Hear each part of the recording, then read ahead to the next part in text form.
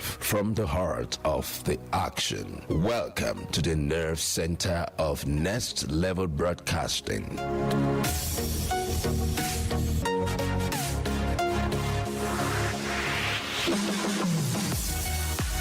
This is the OB van, where the studio meets the street. Equipped with cutting-edge cameras, crystal clear audio, real-time switching, and broadcast control, we don't just capture moments, we deliver the experience live.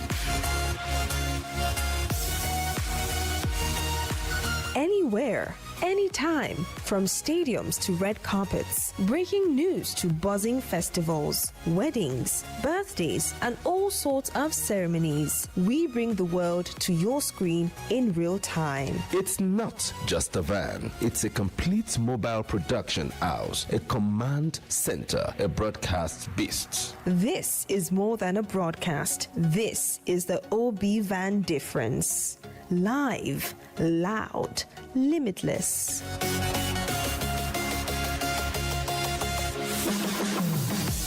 Ready to go live? Like never before. Book the OB van today and take your event to the world. One powerful broadcast at a time. To book, call 0705 506 1061 or 0916 101 1061. Email marketing@dominion.org.ng or visit our socials on Instagram @Dominion Broadcast. Dominion Broadcast, your channel of choice.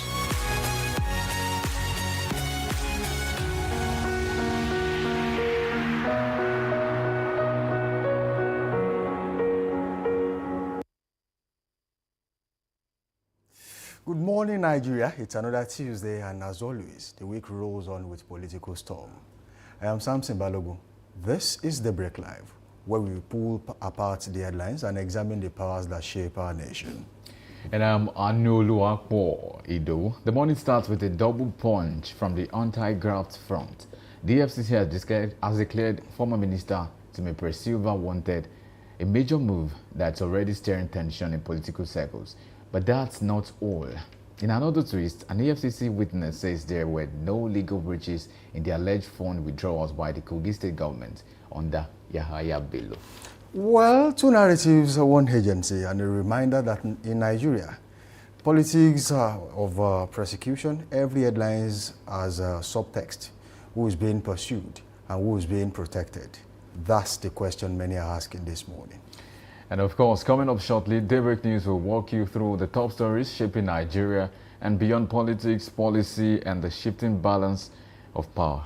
All right, then we'll dive into newspaper headlines and analysis with insight and depth, cutting through spin and speculation to reveal the stories behind the print this morning.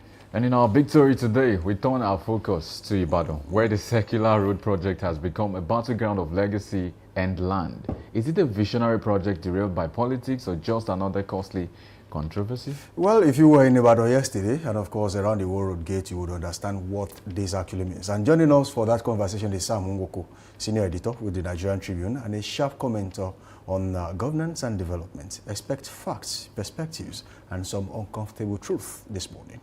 And as always, we'll round up with the Trend Watch, where the nation's charter meets its challenges as it is. All right, it's Tuesday morning and headlines are already heating up. This is Daybreak Live and we are right where politics meets the pulse of the people. Shall we begin? Yes, we shall. Good morning to you, Samson. Good to have you on the show this morning. It's my pleasure being here. It's really, yesterday in Ibadan was really busy. Traffic, gridlock in so many places, especially Gates, Iwo Road, and so many other places like that. What they were agitating for is the fact that, the government has, said so many things and done so many things in recent times. But we'll come to that on the big story. But this morning, the former Bayelsa State Governor and former Minister of the Federal Republic of Nigeria, Timothy Silva, was declared wanted. And you would see the picture posted by the EFCC, and then you begin, it begs, this question that a former governor, a former minister, and they say he's wanted. I mean, you know where you can find this man. You cannot all of a sudden, say you are looking for the. But then I'm not ruling out the fact that it is absolutely necessary this is one of the ways they get to put it out there that, look, this man has done something and we are currently investigating him. So it's fine when the FCC posts things like this, but I'm still not really comfortable about putting it out there. When you are looking for a person, a criminal, for example, I'm not saying Timmy Silva is a criminal, I'm just saying, when as a paramilitary or military force in the country is looking for a criminal, and you put it out there, we are looking for you, gives him the opportunity to find a place to hide. But when you are not putting it out there that you're looking for such criminal, what it definitely says is that you get him without him knowing that you are looking for him. Then you start putting it out there, oh, we have arrested so-so person for this reason. That's my opinion anyway. But then, Timothy Silva being one of the stalwarts of the Nigerian politics, someone who's been there, was former governor, 2 times governor of Bayelsa State, former minister. I mean, he's been there. He knows what exactly is happening at this time. But what exactly will be the problem? The accusation was that he was involved in a dubious exchange of a particular amount of money, and then for that reason, he's wanted. Over $2 million. Yeah, and it's to the tune of, I think, 14.8 million. Yeah, yes. It's quite a lot. Yeah, I don't know where we stand. But there are different ways to also stand in this issue. But I would first allude towards his media aid on publicity and, public affairs wrote, after these particular allegations. By the FCC. So Julius Bokoru is the special assistant on media and public affairs to Timothy Silva. And then he mentioned that, the allegations against his principal is politically motivated. And he cited reasons. For one, he mentioned that there was no formal communication that was extended to him personally, that there's no established protocol observed, only a sudden digital proclamation designed.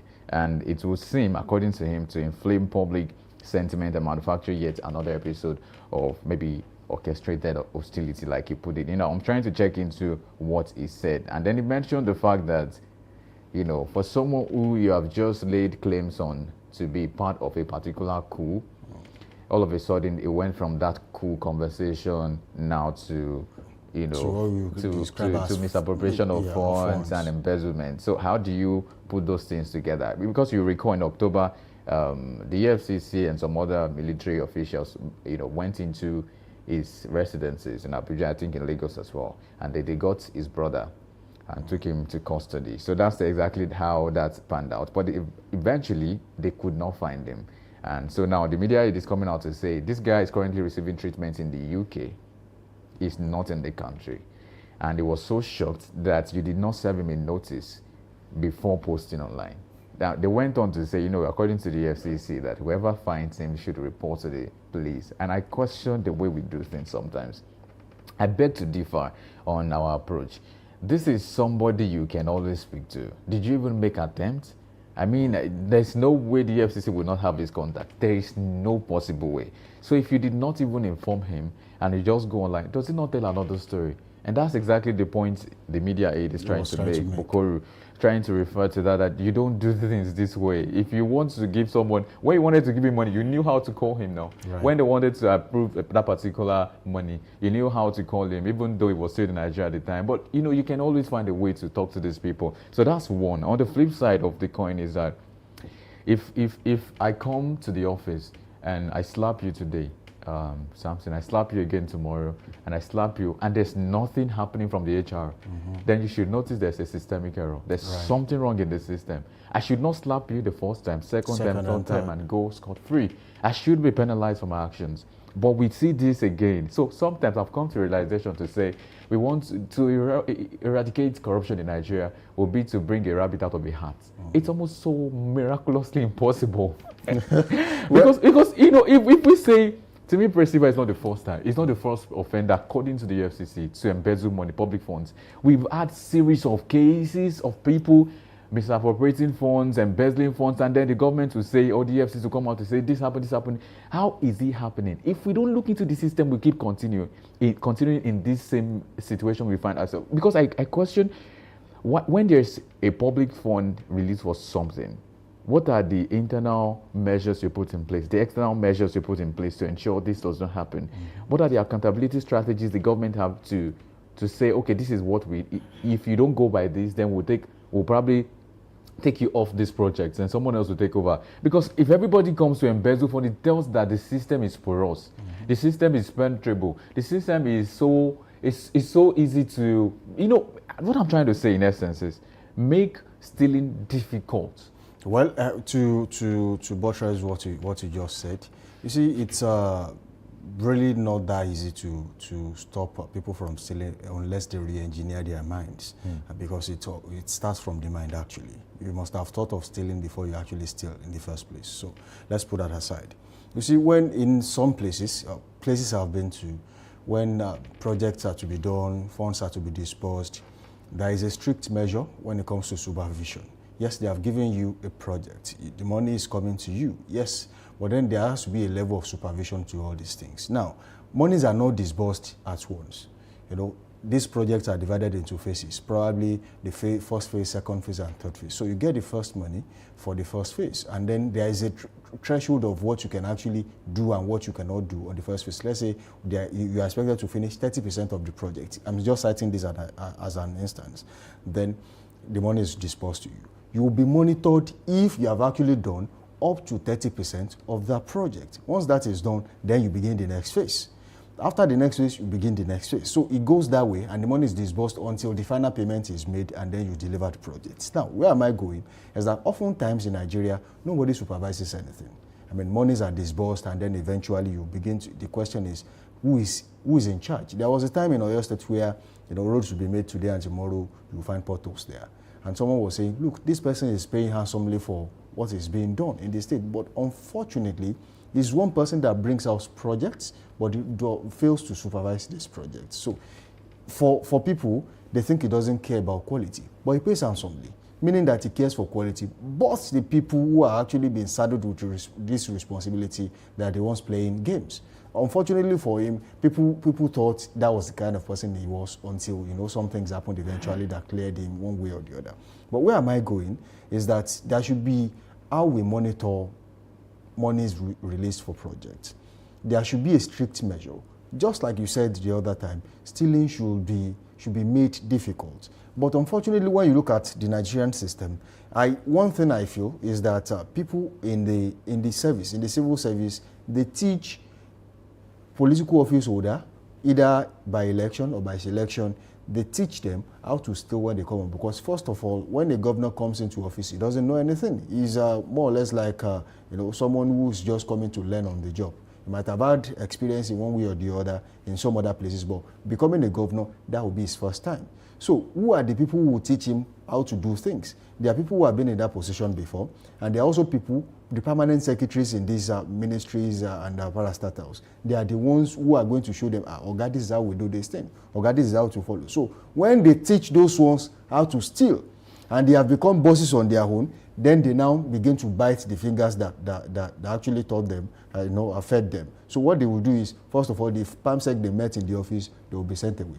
The new PAMSECs that will listen to them. That those ones that are just coming in, then they will be brought on board. Then how will this change not continue if we are doing the same thing the same way and expect a different result? On the other hand, in Kogi State, something else happened, and just recently we were talking about Yaya Bello, former governor of Kogi State, and he had a successor, Usman Ododo, who is the current, His Excellency Usman Ododo, who is the current governor of Kogi State. Now, there were times Yaya Bello was to be arrested, but they could not arrest him because he was always in the convoy of a sitting governor who had immunity and still has immunity at the time. So they know, you see, politicians, the first thing they do is they understand the system when they come on board. They try to understand the system. They know the loopholes. There are lacunas and they are ready to plug into it at any point in time. So he knew that a sitting governor, handpicked by him, would definitely have what we call immunity. So he was always with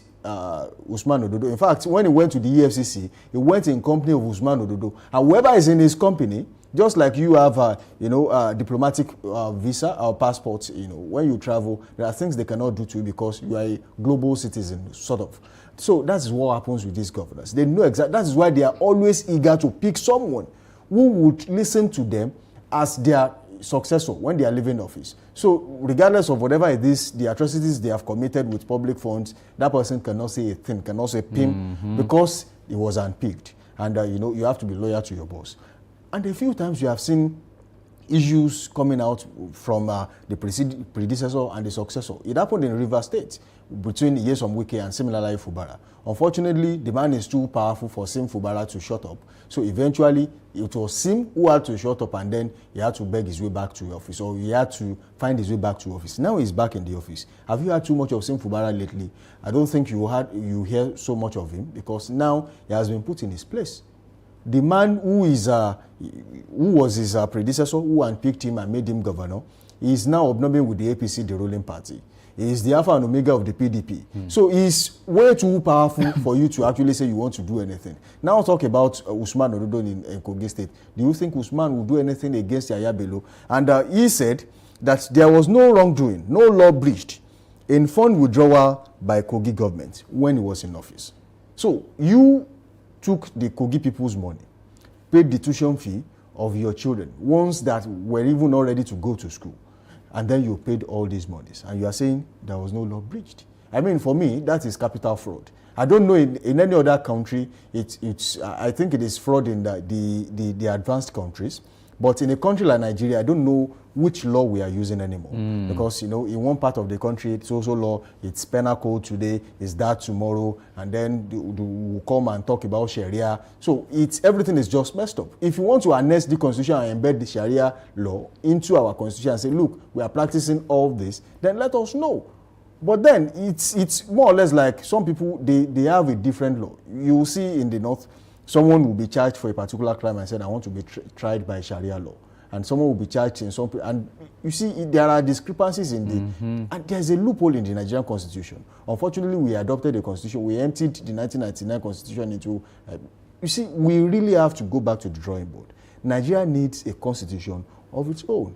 A constitution that will say, this is the Nigerian constitution. Not a constitution we borrowed or we took from the Oyibo people and then said, look, we are adopting this, and then let's just make a few changes. We have amended that constitution to an extent that it has refused to be amended anymore. And that's becoming too much. Let's have our own constitution, make stealing, fraud, capital offenses. I mean, there's nowhere in the world where, you steal and then you are being part in the bad. Yesterday there was news, I think, I was watching the news there, and then there was I think it was in Asia, someone was to be killed for a particular reason, for stealing or something. So it's more or less like, I'm not saying they should be killed. Capital punishment. But there should be a capital punishment for offenses like that. Otherwise, we'll continue to have this kind of situation, someone being declared wanted for a reason that, is not that clear. Not very clear. Not very clear. And then another one saying, look, I know what I did. It is not against the law. And the EFCC declared him wanted at the point. In fact, not just once. It was about 2 or 3 times they said they were looking for him.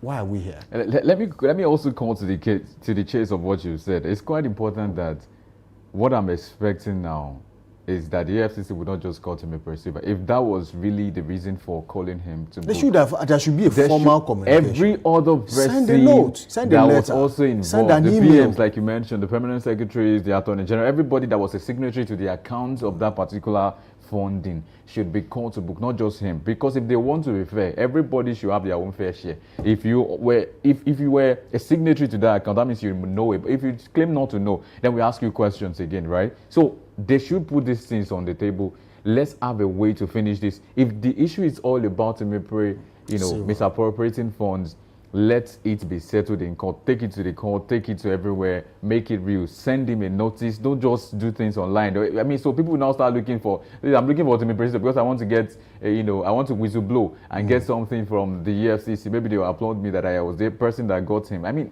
this is not, it's so unbecoming, and it's something that should not happen. Let's have other people who were involved in this particular 18.4 million.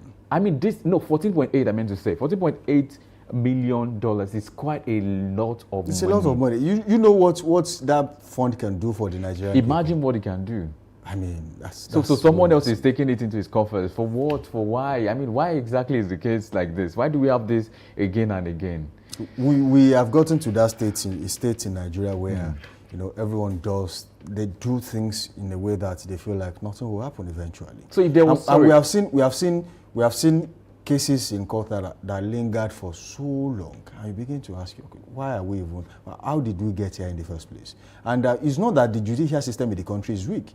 They are overwhelmed and overpowered by the number of cases they get on a daily basis. How many judges do we have in Oyo State? How many judges do we have in Rivers State? How many judges do we have in Nigeria in total? And then juxtapose that to the number of court cases they have on a daily basis. They are choked, they are tired. So until we decide to, remove the bottleneck from the judicial system and then unbundle so many things, we were talking about, when you automate the judicial system, it's not difficult to do. Lawyers don't have to come to court before they file a case. It can always be done at the comfort of their chambers or their homes. But you will see them, they will have to be at their high court. Why? Because they want to file a case.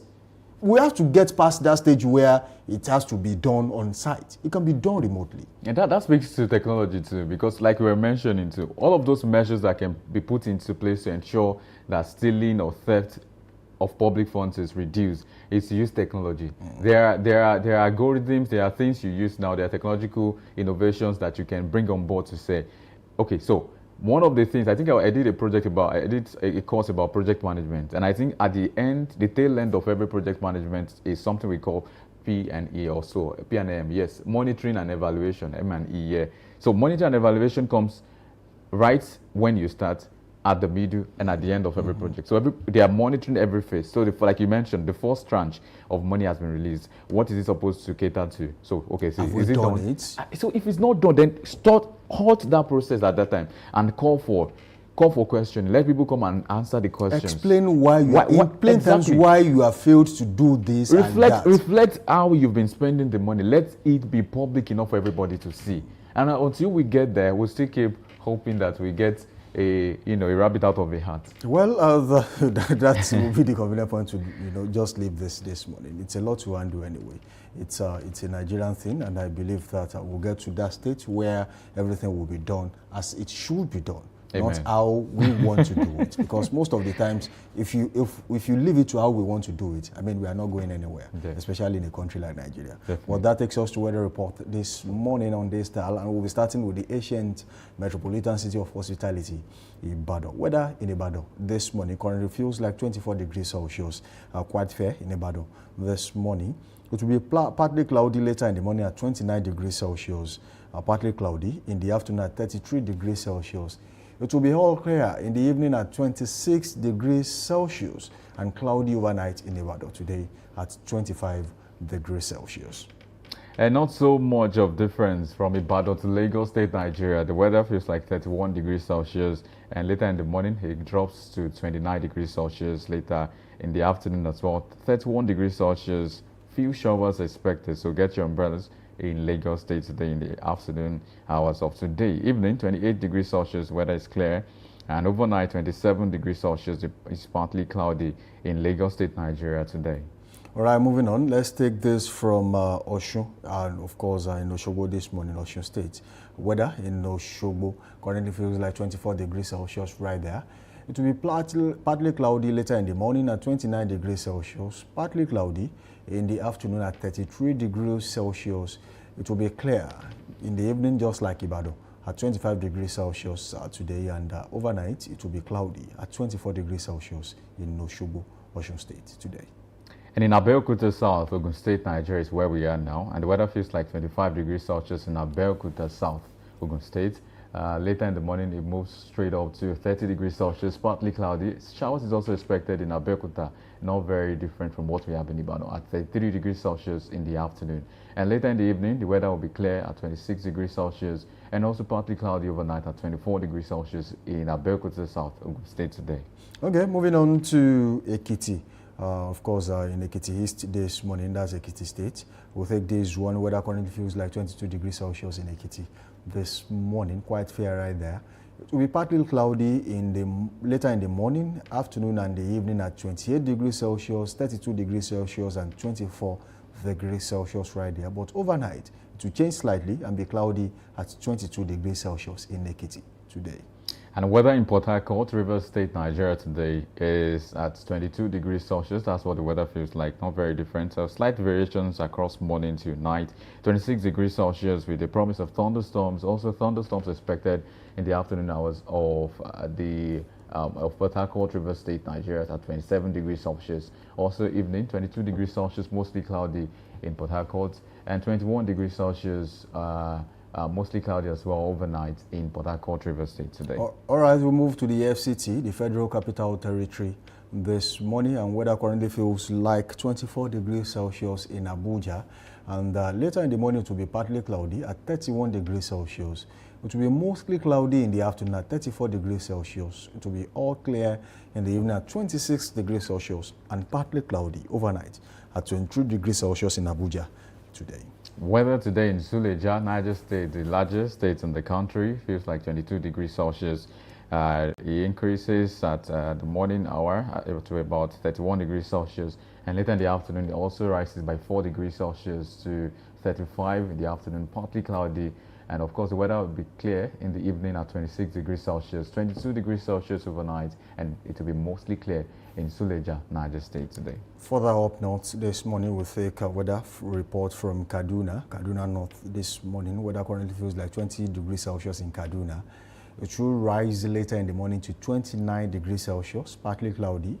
It will be mostly sunny in the afternoon at 34 degrees Celsius. It will be all clear overnight, in the evening and overnight at 24 degrees Celsius and 20 degrees Celsius respectively in Kaduna today. And from Kaduna to Kano Municipal is where we land. And in Kano, the weather feels like 20 degrees Celsius. It rises far above it later in the morning to 30 degrees Celsius, partly cloudy. And of course, 34 degrees Celsius, partly cloudy as well in the afternoon. The evening, it drops by 10 degrees Celsius, quite a significant one, at 24 degrees Celsius, partly cloudy, and drops much further overnight at 19 degrees Celsius, which makes the weather clear in Kano Municipal. All right, that will be a convenient point to leave it on this weather report this morning. Let's go on a quick break. But before that, don't forget to link up with us on all socials, Facebook, Instagram, and TikTok at Dominion Broadcast, and on X, formerly Twitter, at Dominion Cast. You can watch us live on our website, www.dominion.org.ng, dominion.org.ng. Do well to subscribe to our YouTube channel at Dominion Broadcast. Of course, click on the notification button, and then when we come online, you definitely get to find us there. All right, let's go on a quick break. When we return, we'll take the news. We'll be back.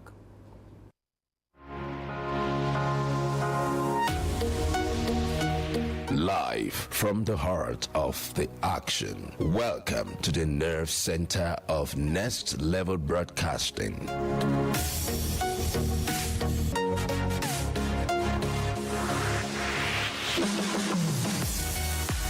This is the OB van, where the studio meets the street. Equipped with cutting-edge cameras, crystal clear audio, real-time switching, and broadcast control, we don't just capture moments, we deliver the experience live. Anywhere, anytime, from stadiums to red carpets, breaking news to buzzing festivals, weddings, birthdays, and all sorts of ceremonies. We bring the world to your screen in real time. It's not just a van, it's a complete mobile production house, a command center, a broadcast beast. This is more than a broadcast. This is the OB van difference. Live, loud, limitless.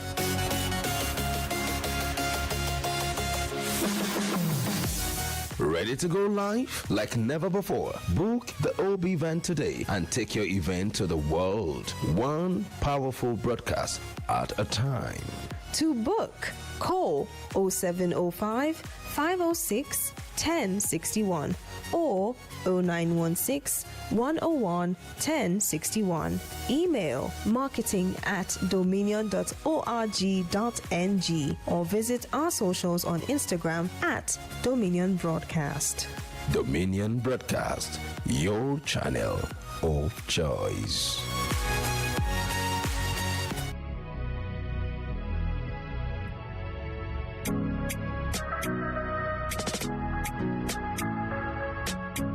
Need a professional space to bring your vision to life? Dominion Television Studios offers state-of-the-art facilities perfect for your next broadcast, commercial, corporate video, or live event.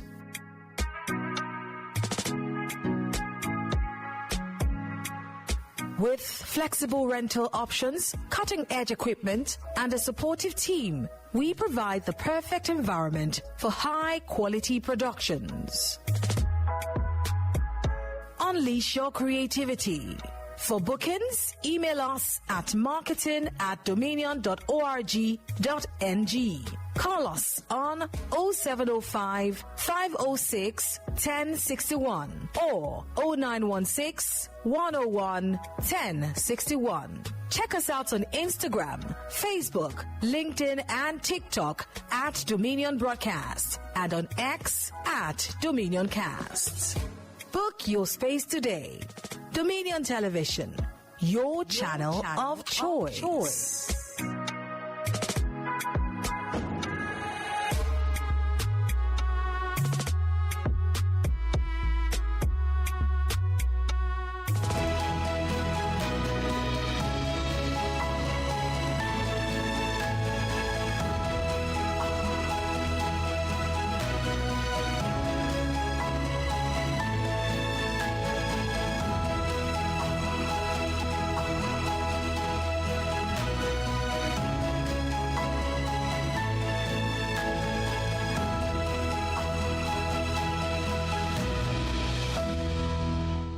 Hello and welcome. This is Daybreak News on Dominion Television. My name is Anoluakpo Edo.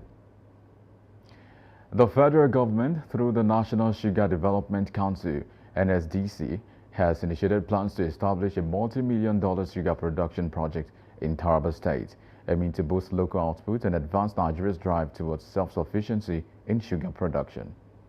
The Executive Secretary and CEO of the NSCDC, Kamar Bakrin, led a delegation to Jalingo, accompanied by officials of Lee Group, to seek the backing of Governor Agbu Kefas and the Taraba State government for the initiative. Bakrin described the project as a major investment capable of significantly increasing Nigeria's sugar production capacity, reducing reliance on imports, and stimulating economic development. The Nigerian Independent System Operator, NISO, in collaboration with the West African Power Pool Information and Coordination Center, has successfully synchronized Nigeria's national electricity grid with the broader West African power network. The long-awaited test, a historic breakthrough for regional energy integration, took place between 5:04 a.m. and 9:04 November 8, 2025, connecting Nigeria, the Niger Republic, and parts of Benin and Togo to the rest of the West African grid, marking the first successful attempt at a unified regional power system operating at a single frequency and connecting 15 West African countries. A joint statement by the chairman of NISO's board of directors, Adeshagun Akinolugbade, and managing director and chief executive officer, Abdul Bello Mohammed, described the milestone as a major leap toward achieving the vision of a stable, reliable, and interconnected electricity market in the ECOWAS sub-region. The successful synchronization marks a historic milestone in regional energy cooperation and demonstrates NISO's technical capacity to manage complex grid operations in line with international standards. The Economic and Financial Crimes Commission, EFCC, has declared the immediate past Minister of State for Petroleum Resources, Temepere Silva, wanted.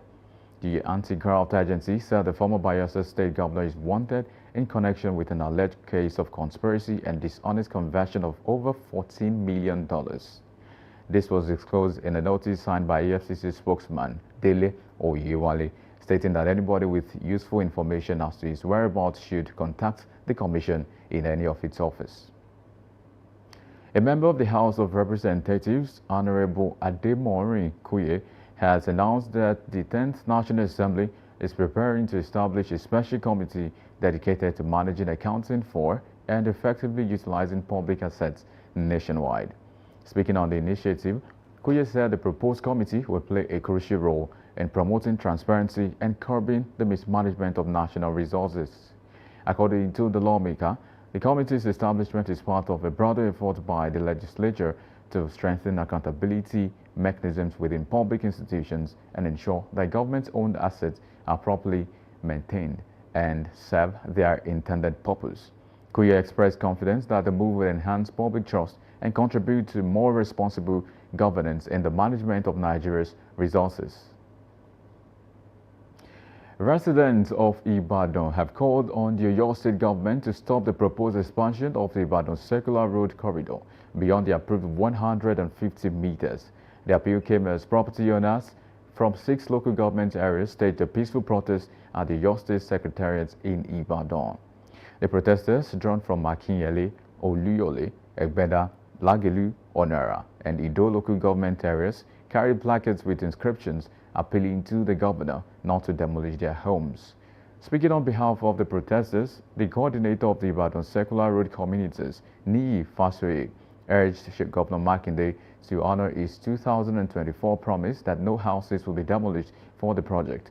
One of the protesters, also Oluwatoyin Fijabi, described the road project as a welcome development but appealed to the state government to execute it within the original limits.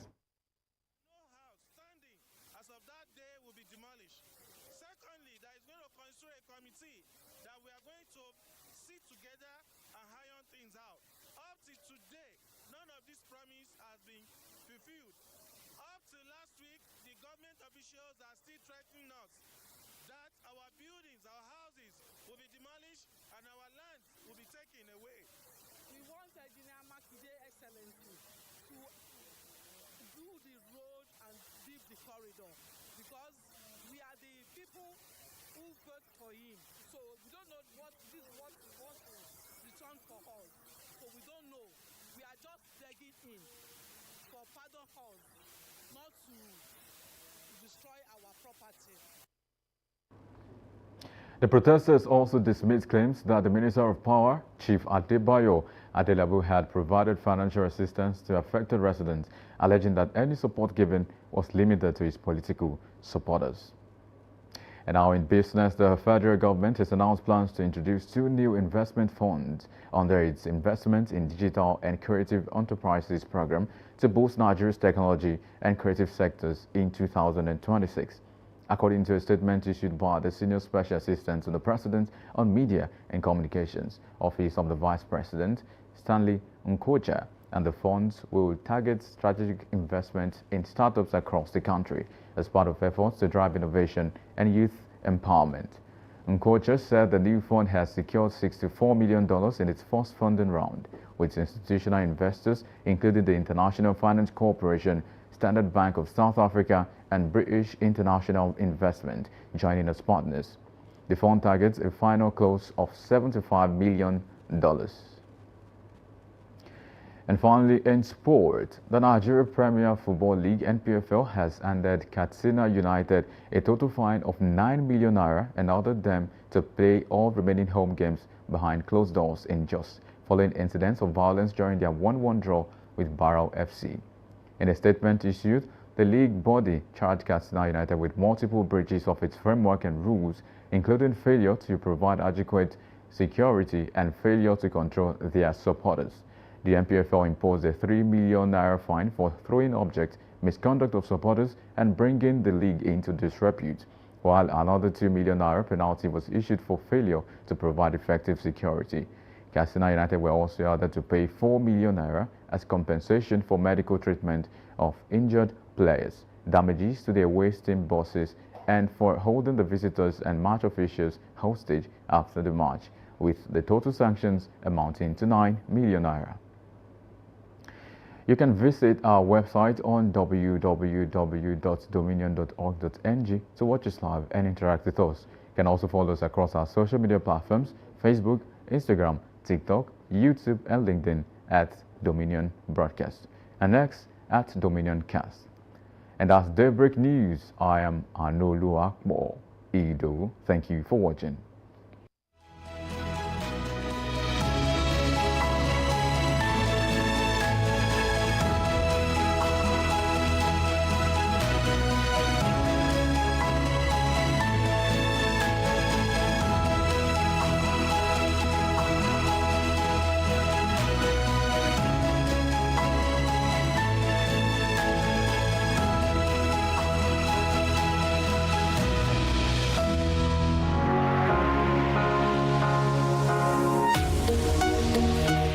Live from the heart of the action. Welcome to the nerve center of Next Level Broadcasting.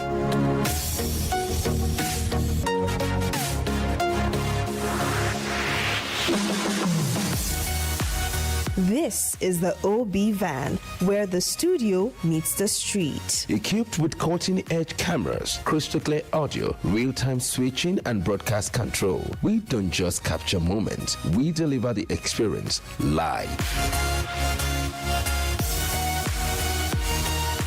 Anywhere, anytime, from stadiums to red carpets, breaking news to buzzing festivals, weddings, birthdays, and all sorts of ceremonies. We bring the world to your screen in real time. It's not just a van, it's a complete mobile production house, a command center, a broadcast beast. This is more than a broadcast. This is the OB van difference. Live, loud, limitless.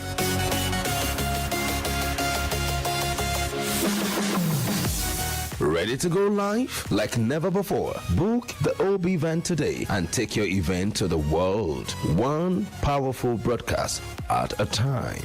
To book, call 0705 506 1061 or 0916 101 1061. Email marketing@dominion.org.ng or visit our socials on Instagram @Dominion Broadcast. Dominion Broadcast, your channel of choice.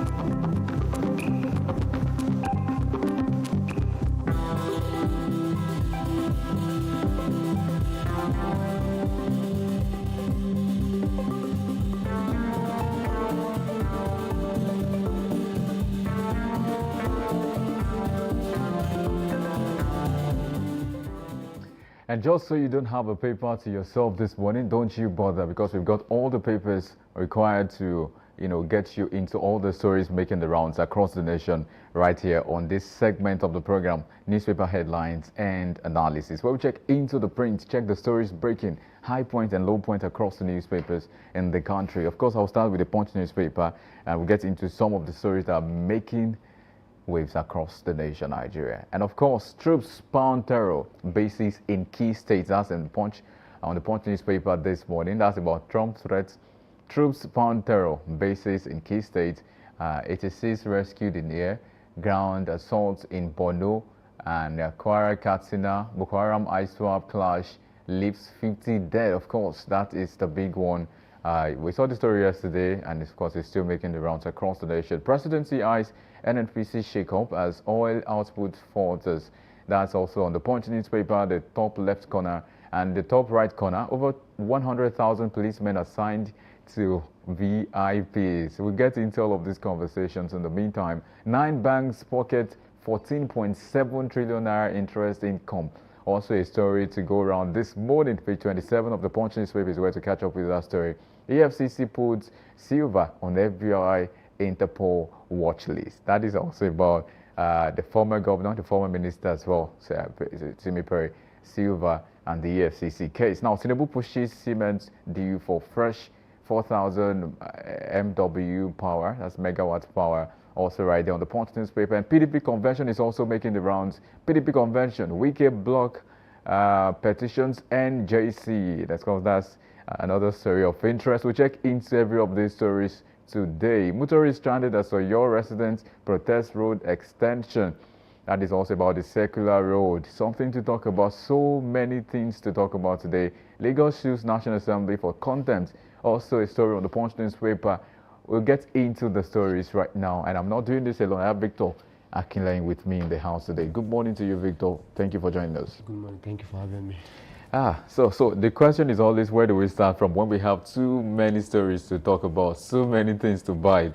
It seems we have a handful or quite a mouthful of stories on the newspapers today. Should we start with, okay, let's not start with Donald Trump, but there are other stories we just, allude to very quickly, as we have also read it out today. But let's do Trump. Trump threatens pay cut for striking air traffic controllers, also a story to check out. But let's structure it this way. From the time Donald Trump made that comment till now, do you think anything has changed, especially for the country Nigeria? So in the bid of not letting Trump come in, they began to see some underground moves, but that will not be effective unless it's cut across the entire nation. So we began to see people began to talk, elderly statesmen, religious clerics now began to talk about that.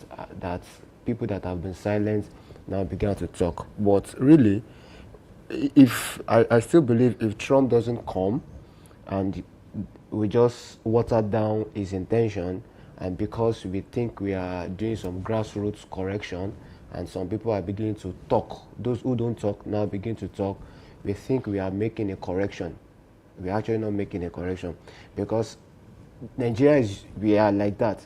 So after this comments here and there, this emergency move, I call it fire brigade move approach. Yeah. Then after that, we make people think, okay, we are working. Then after a while, something else will come and distract us. Then we abandon it there and move on to something else. Then the bad guys too, we wait a little, see that we have moved on into something else, and they begin to strike again. I still strongly believe that let this man come and do what he wishes to do. So you're one of the few persons who think Trump's appearance will change a lot of narratives. It will. One thing, it will definitely, but what I feel Nigerian government should do is have a good dialogue with him, communicate ahead, set boundaries. When you are coming, why are you coming? Let there be expectation management. I put it that way. When you are coming, this is what we expect you to do, and this is what you expect from us. Let there be clear cut boundaries. Number one, let there be clear communications. Don't pass here, don't pass here. This is what you should do. Once you are passing this line, we will stop you. Focus on your project or your what do I call it now? On your project. Once you are done with your project, leave. If you are doing extra things, we might have to come after you. Let there be clear-cut boundaries. They want to come and help, let them help now. But let there be proper structure to whatever they want to do. That sounds like a good collaboration between the federal government and maybe international organizations. Now let's pick something of interest, and that's security. Insecurity is quite plaguing the country, Nigeria. This is not even the first time. We've seen this again and again in the country. Now there's a story. I was trying to check into how many police officers do we have in the country. I discovered, some sources put it at 370,000, others maybe 450. But you can tell that what we have is still insufficient to the ratio of the people we have in the country. So if you have to put it police to civilians ratio, you would see an average policeman will have to deal with so many persons individually if we are to put it by that ratio. Now, the story of the Punch newspaper this morning that is of interest to everybody is that there's a report now, that is alleging that, not even alleging actually, that about over 100,000 policemen are assigned to VIPs, and that's coming from a European Union report. And just a brief into the story is that more than 100,000 officers of the Nigeria Police Force, are currently deployed to protect politicians now and other very important persons. So this is raising concerns if you consider over inadequate security coverage for ordinary citizens, according to this particular report. This is a big issue. Unless we just want to blow everything under the carpet and think nothing is wrong. But I can assure myself and maybe a few persons around me that there's a problem when you don't have enough security personnel to man a place. talk more of manning an average population of about 230 to 250 million people. We have less than 500,000, or should we say, even if they are 1 million, they're still not enough. Yeah? In that inadequacy, we now have 100,000 manning politicians and great names in the country. How have we gotten here, or what can we do to get out of this issue? Okay, so firstly, why are these people having them? Like I always say, let's tackle a problem from the roots. Why these politicians and VIPs have policemen around them is because the nation is not secure. If there was security in the nation, they might not need to have policemen. Or if they would do, maybe not armed men, maybe just average bouncers around. But now, I've worked with a fellow before that has three policemen. 3 policemen. 3 armed.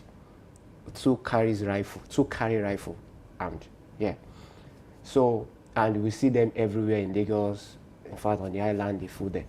Not only politicians, big name. So, the nation is insecure. Now, when the nation is secured, they might not need to have them.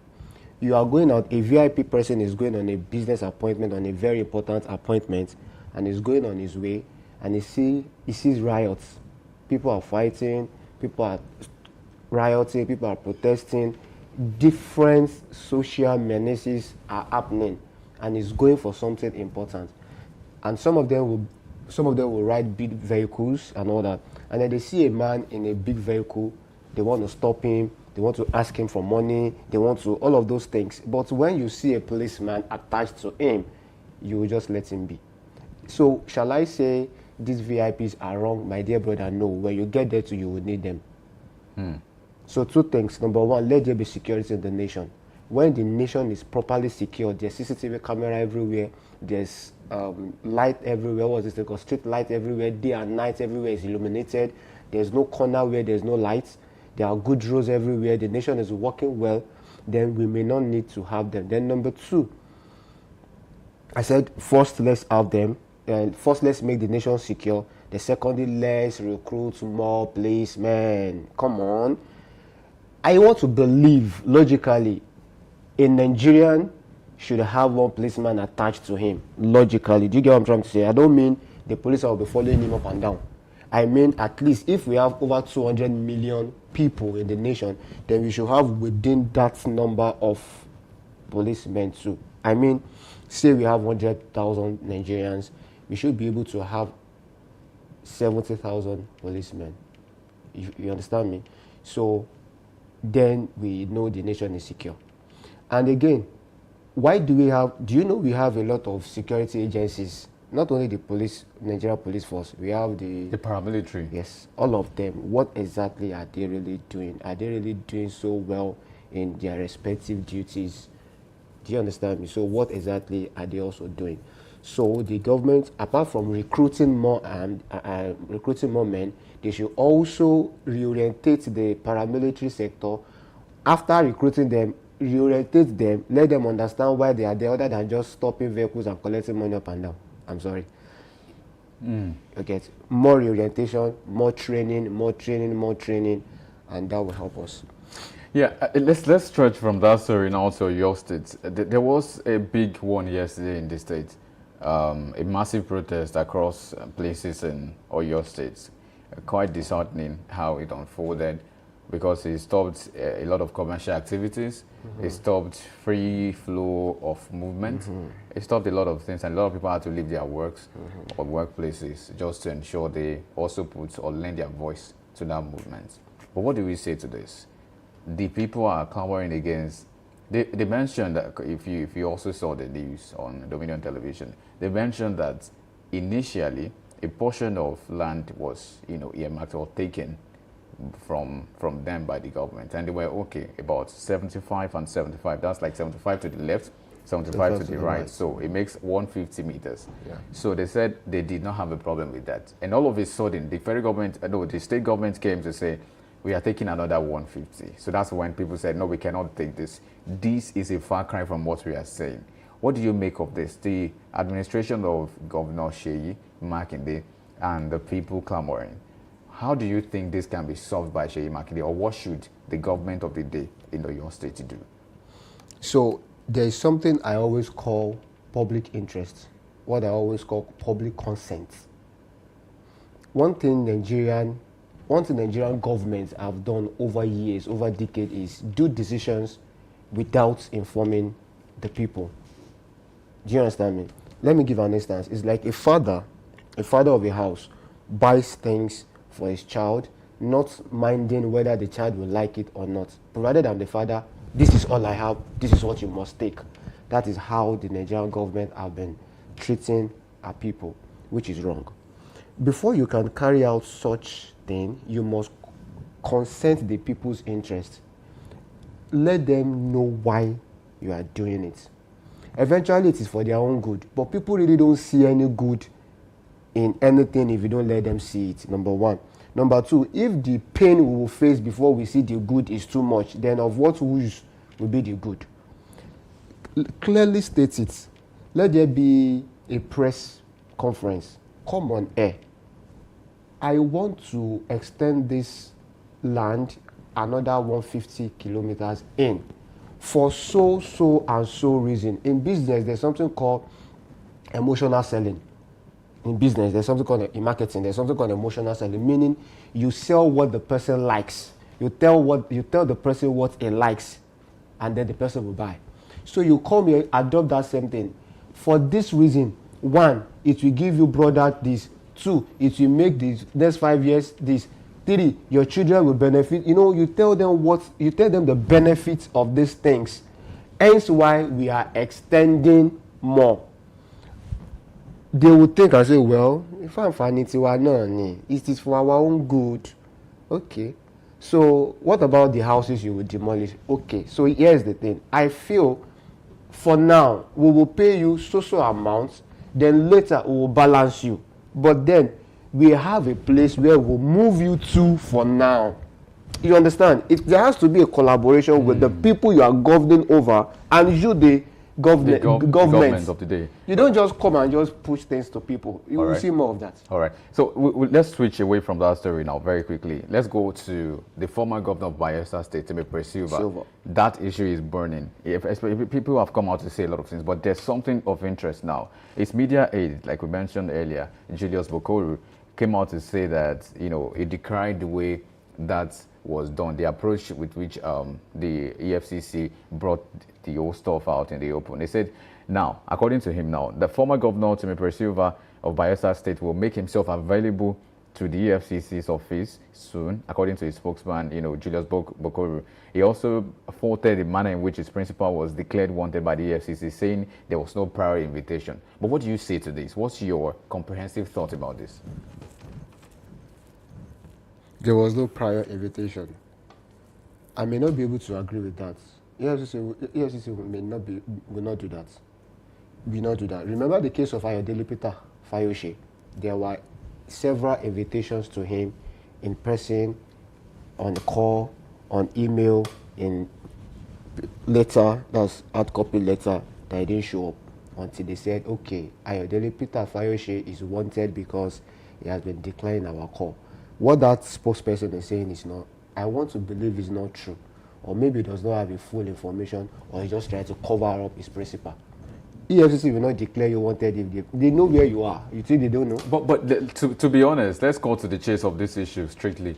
When that particular information came on the public domain, many persons were asking, because what they said is, if anybody gets to know where this guy is, please inform us. That's what they said.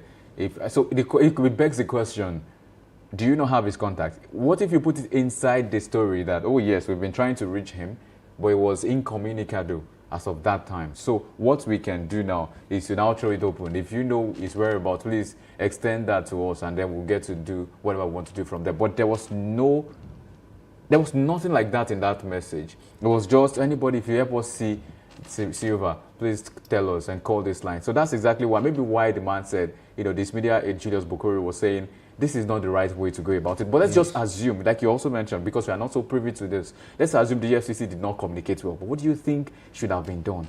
A bad communication skill. from the EFCC. If that from what you painted now, if That's is from the true, story, not my yes, painting. yeah, I get from that story Yeah. that you analyzed to me now. It means that the EFCC they lack good communication skill. Then maybe they should have to hire or set up a department to handle that. Their communication skill on that is bad. Hence why I feel, okay, let me say this. And additionally, maybe they are trying to paint it like that so that Timothy Silva and the nation will know the gravity of what he has done. You know, when you paint people more bad than they are, it makes them want to, I know, it's not that bad, this is me, you get what I'm trying to say. Maybe they're just trying to play logic on him.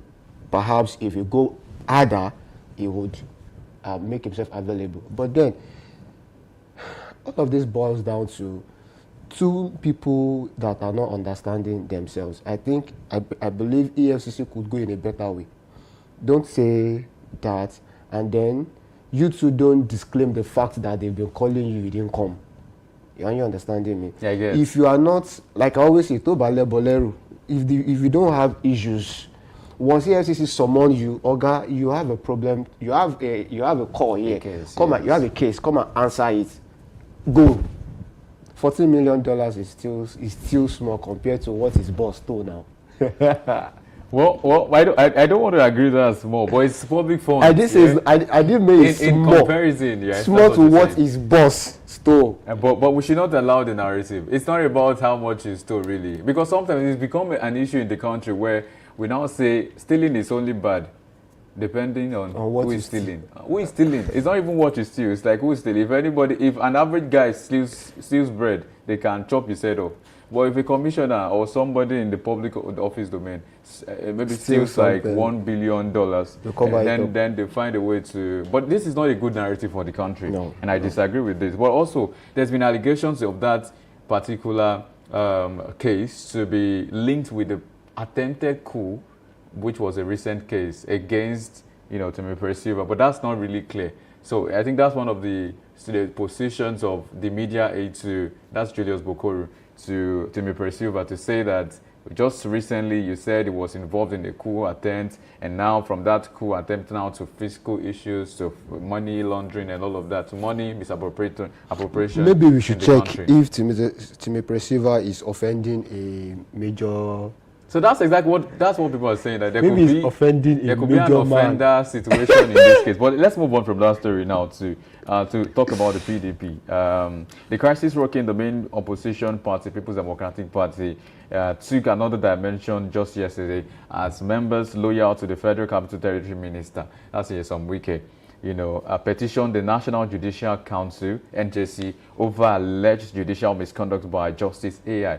Akintola of the Oyo State High Court, who okayed the party's planned convention. There was a court order that the convention should not hold in Abuja by Justice Omotosho. There's another by Justice Akintola in Oyo State, Nigeria, to say the convention can hold. There seems to be conflict of judgment, or should we say conflict of courts judgment. So what do we make of this? I want to get your thought on the whole issue of the Nyesom Wike people, and then the other fact, the other people at the Oyo State and at the PDP National Convention Committee trying to make it happen. What do you make of all of these stories? There's an existing issue that we know, but the order that gave PDP the justice or the judgment that allow PDP to go and hold their convention in Oyo State, Ibadan, was an ex parte judgment. Ex parte judgment means there is an existing issue. We are not nullifying that issue, but for whatever reason, we penned that issue for you to go and do something else. Once you are done with that thing, come back to this existing issue. That's what ex parte means. And that was upon that legal term, upon that process, was the judgment from the justice in Oyo State gave to PDP. You are holding this in Ibadan. Upon this ex parte, go and hold your convention. Finish your convention on Sunday 16th, I guess. Go back to Monday 17th, go back to your existing problem and resolve. The ex parte is just for that purpose, not to nullify the case. Wike is a lawyer. He knows what he's doing. He knows what he's doing, number one. Number two, he just wants to be, I want to mince my word now, to be careful. I don't know what exactly he's trying to drive at, but at this point, I think he's getting too powerful. I don't know the English of that. He's getting too powerful. He's getting too powerful. Then number three, what is the sitting government saying about this matter? You mean at the national level? Yes. This is now, think of it this way. If it was APC that is having this kind of issue and they are trying to stop them from having their convention, do you think that judgment will hold? Do you think it will still be on this matter by now, having fixed the date, done publicity, settled the venue, and everybody's ready? I'm going to go. I will go to I'm not a PDP person, no, but I will go if they allow it to hold. Just like me, a lot of people are ready to go. And then because of one person, a political party will not hold a convention. If it was APC that was going to hold a convention and one person is trying to say it won't hold, what would the sitting government do? Can we be more fair? That's the thing. But the sitting government is an APC government. That's what I'm saying. Should they be involved in the PDP situation? But the person fighting for this convention is serving an APC government. That's exactly the case I make, because some would argue that this does not concern the president. Whatever they do in their parties, they are concerned. But he's serving the president. Whoever serves the president for the interest of the government, not for the interest of a party or non-party. But that's exactly some claims anyway. Are you saying some, for me now, are you trying to say some, what's that perfect word? I have to be careful with what I'm saying. Are you trying to see a game plan for the sitting government against the PDP? Are you seeing a mole? A big one, Seth? Are you thinking the way I'm thinking? Yeah, let's move further now. Let's draw further to some other stories making the rounds. Now, this issue, well, it's of interest to me, and for some reason. Now, Justice Emeka Nwite of the Federal High Court, sitting in Abuja, has adjourned the trial of former Kogi State Governor Yahaya Bello. We mentioned it not so long ago, till today, last Tuesday, and we are waiting for that to happen for continuation of trial. And Bello is being prosecuted by the Economic and Financial Crimes Commission, EFCC, before Justice Nwite for alleged diversion of misappropriation of Kogi State funds to the tune of 80.2 billion naira while serving as governor. The issue of past leaders being called to book every now and then tells a story, an allegory that there's a loophole somewhere, that it's so easy to get public funds without breaking a sweat, that you can make money from the public coffers, or what you call national cake, without sweating. You don't have to break a sweat. You just find it, once you get to the position, you can take as much. Because if you check these numbers, this is 80.2 million naira. It's a lot of money. We've just spoken to the issue of Timothy Silva of an alleged $14.8 million, I meant to say. That is so much. So if we talk about values, it's all in the books. Very amazing numbers as well. But we see, it seems like we have a loophole in the system. We have systemic failures. But how do we go about ensuring that public funds are not misappropriated easily? I'm not saying it should be curbed totally, but I'm saying, can we even stop or curb a bit of it? Okay, I'm going to say two things to answer this. If you are in the, it's not, okay, here is it. If you are going to misappropriate funds, it is not only public fund that you misappropriate. We've seen people in private sectors too who misappropriate funds. Permit me to say, I'm not going against any religion, but we've heard of religious leaders too misappropriate funds. We've heard of corporate organizations, big ones, I won't mention names, that their MD, their CEO, their CFO, Chief of Finance Officer, misappropriate funds. So misappropriation of funds is everywhere, not only in the public sector. That's number one. Number two is, those who misappropriate funds means that they are the bad people. Are you understand what I'm saying? We've had people in the... Fashola was a governor for 8 years. They've not gone after him. Ambode was a governor for 4 years. They've not gone after him. Ajimobi of blessed memory, at least he spent a few months before he died. They didn't go after him. We can mention names. Donald Duke was governor, 8 years. They didn't go after him. There's this man that contested for president.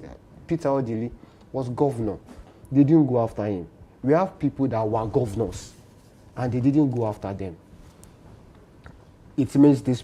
Yes, I'm not nullifying the fact that government should find a way to curb or protect public funding, public money misappropriation, yes. But at the same time, you can be there and not misappropriate fund. You can still be there. I was speaking with my mom some days ago, a particular governor that was impeached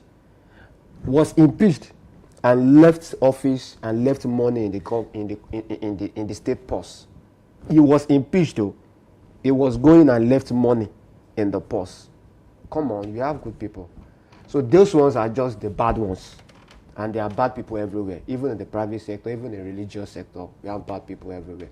But yes, government should also tighten it, but bro, people will always find a way to steal. Anyway, we wish we could continue on that conversation, but there's so many other conversations that we need to attend to. Now comes the big story. Thank you very much for joining us, Victor Akinleye, again. Thank you for having me. And of course, let's switch focus now to the big story. And the big story is about land and legacy. What's exactly the case in your state? You want to stay tuned for that after this break. We'll be back with Samson Balogun.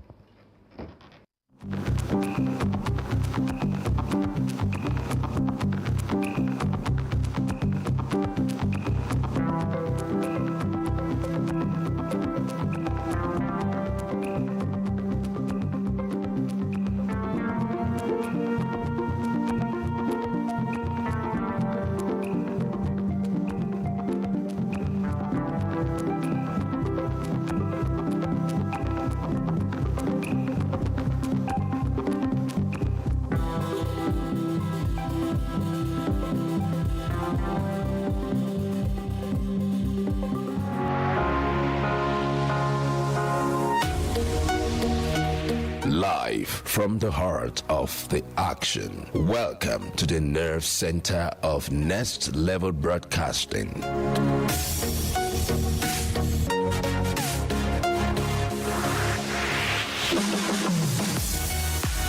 This is the OB van, where the studio meets the street. Equipped with cutting-edge cameras, crystal clear audio, real-time switching, and broadcast control, we don't just capture moments, we deliver the experience live. Anywhere, anytime, from stadiums to red carpets, breaking news to buzzing festivals, weddings, birthdays, and all sorts of ceremonies. We bring the world to your screen in real time. It's not just a van, it's a complete mobile production house, a command center, a broadcast beast. This is more than a broadcast. This is the OB van difference. Live, loud, limitless.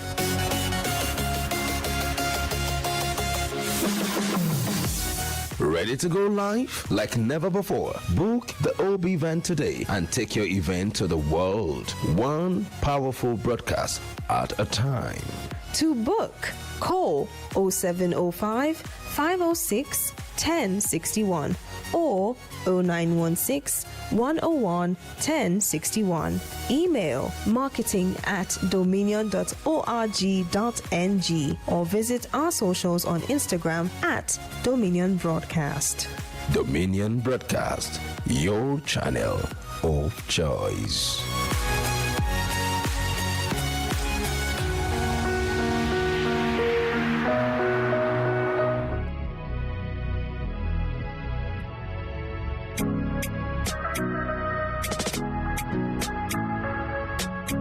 Need a professional space to bring your vision to life? Dominion Television Studios offers state-of-the-art facilities perfect for your next broadcast, commercial, corporate video, or live event.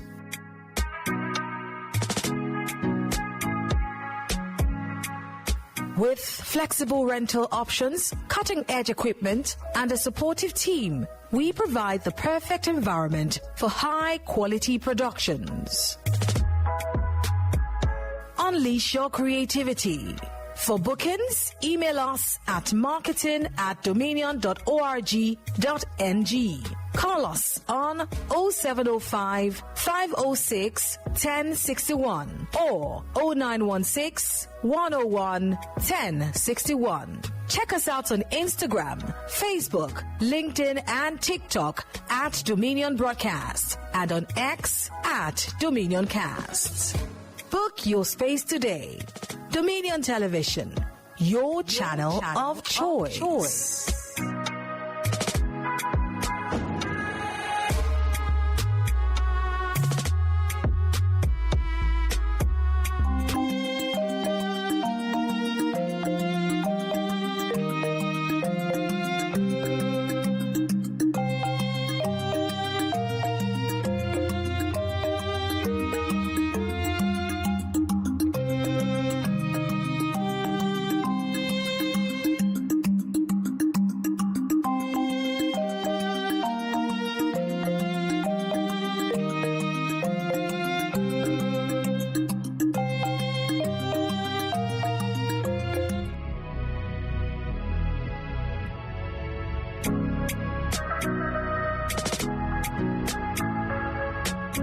Need a professional space to bring your vision to life? Dominion Television Studios offers state-of-the-art facilities perfect for your next broadcast, commercial, corporate video, or live event.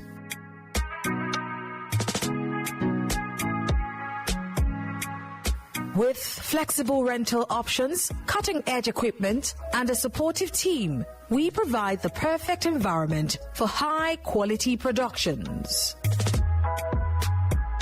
Unleash your creativity. For bookings, email us at marketing@dominion.org.ng.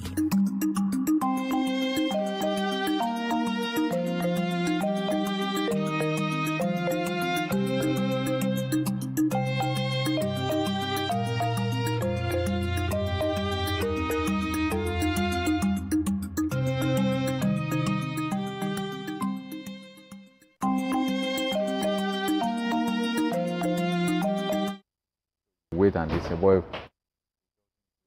Legacy. An in-depth look at the controversial Ibadan Circular Road project in Ibadan, Oyo State. On one hand, it is pitched, and of course, as a once-in-a-generation infrastructural legacy. On the other, for many affected residents, it's a looming threat to land ownership, homes, and community heritage. In the next segment, we'll explore how it all began, who stands to gain, who stands to lose, and why protesters from across all 11 local governments have poured into the streets in recent days. The idea of the Ibadan Circular Road dates back to the early 2000s under the administration of Lamadeshino, governor between 2003 and 2007. An interministerial committee was constituted in 2002 to consider a bypass road around Ibadan. So when Rashidi Ladoja, the now Olubad of Ibadan, took office in 2005, his government awarded the contract survey and engineering design for the 110-kilometer route. However, progress stalled. The subsequent administration of late former governor Adebayo Alawo Akala cancelled the contract and diverted focus to other projects. Then in 2017, the late former governor Isiaka Abiola Ajimobi flagged off the first phase, a 32-kilometer stretch under a public-private partnership (PPP) model. Fast forward to the current administration under His Excellency Engineer Abiodun Oluwaseyi Makinde. In July 2021, the state approved a new contract for full 110-kilometer project with a new concessionaire, Selvidra Consortium, at a cost of 138.2 billion naira at the time. The project is now described as a build, operate, transfer toll road aimed to encircling Ibadan, easing traffic, opening up new economic corridors, and reshaping land use. Yet, behind this promise of a legacy lie growing complaints. Residents along the corridor claim inadequate compensation, fear forced eviction, and protest what they say is an expanding land acquisition zone beyond what was initially negotiated. In recent days, when they have mobilized in mass, demonstrations across the affected local governments. In short, the circular road is no longer just a road. It has become a flashpoint for questions of land rights, state planning fairness, development versus displacement, and the legacy a government will leave behind. Thank you for joining us on this show this morning. Samson Balogo is my name. I'm joined in the studio this morning by a senior editor with the Nigerian Tribune, Sam Nwoko. Thank you for joining me in the studio. Thank you. Good to be here. Good morning, viewers. We have a lot to unpack on that show. Yesterday, you saw videos of residents of Ibadan across all 11 local governments in their numbers on the Ibadan streets, protesting what they term as injustice, what some term as fear of potential loss of their homes, and of course, some we call it source of livelihood. The governor hasn't said a thing. But don't forget, this is not the first time this protest is coming to place. A few months ago, it happened. They came to the secretariat in Agodi, in Ibadan. The governor came out eventually after some days. He spoke with them. But it seems that after that, a lot has happened. And the people are out there again. What would be your holistic overview of what is currently going on the corridors in Ibadan? Thank you. Thank you for that question. My holistic overview of what is going on is that first, we don't seem to understand the motive of the government. And then secondly, the government doesn't seem to understand the plight of the people. Right. So there are two sides to this coin. Now, the government at some point said, okay, we are no longer going to do demolition 150 meters, 250 meters, and so on and so forth. You know, the shoulder, two sides of the road, and so on, no demolitions and so on. And now, the thing came up again, and it has become a lingering controversy, a lingering issue, a pain in the neck of the people, and a kind of a snag on the race, a hurdle in the face of the government that is racing towards infrastructural development. So my overview is that there should be a better way of explaining what the government's intentions are to the people affected, and also find a way to tell the people that, look, this is for your own good, and here is adequate compensation. So for me, there has to be a midway, there has to be a convergence, there has to be a point where both the government and the affected people are going to sit down and say, okay, we agree and we let it go. Do you think the government, from the governor's perspective, do you think the Oyo State government has been transparent enough when it comes to how these projects has been handled, and how the people of Ibadan who live on these corridors, who have houses, who have structures on these corridors, on how they have been treated so far? You see, that question is to a large extent one subjective point towards it. If we look back to this road and think that it had been long in coming since 2001, 2002, during the administration of Lam Adesina, perhaps I would say that the governments from that time have not been very clear in their intention. However, you know, Lam, Ladoja, Ajimobi, now Seyi Makinde said, look, I want to build a road that will be like a freeway, the types you see in America and so on and so forth. You know, very large roads, larger than some of the things you see, perhaps compared to some of those we see in Abuja. And but the people are saying, look, this is our source of livelihood. Do not claim our land, or by that, do not claim our sources of livelihood with the road. So if it is good intention for the government and not too good intention for the affected people, then there has to be a midway. Something has to be done, you know. But in terms of how the government has handled it, I think they have explained and explained and explained, and the people have said, no, your explanation does not hold water. Yeah, it does not meet our own expectations. And so because of that, it is a problem for them, and it's also a problem for the people. Unfortunately, this is happening at a time when we know how hard hit Nigerians are, especially those of us on the lower cadre of the economy. So I think the government needs to do more, a little bit, at least a little bit more, to be able to say, hey, people, come, this is what we want to do. And it has got to a level of take it or leave it situation, and the people are refusing to take that. So I think something has to thaw the ice, something has to break the deadlock, and I think it's in the hands of the government. Well, when it comes, you have mentioned over and over again, you have mentioned compensation. Do people on the corridors, do they deserve to be compensated? That is one. Two, there has been compensation in some places according to what we have heard. And what we had, and the insinuations flying around is that some were compensated for as low as 140,000 naira. Someone who had an existing structure in that place that was demolished. Do you think that was right or good enough? Well, excuse me, the government valuation system is not our own valuation system, but 240,000 naira is way too small for someone to resettle. It is way too small. And then, again, I was discussing urban slums with a few friends the other day, and part of the things I was trying to point out is that when we buy land, then we acquire a piece of land to build. We just go ahead, agree with the families that own the land, the seller, and then we begin to build. A lot of processes are not... should have been done. So when these things are not done, then we will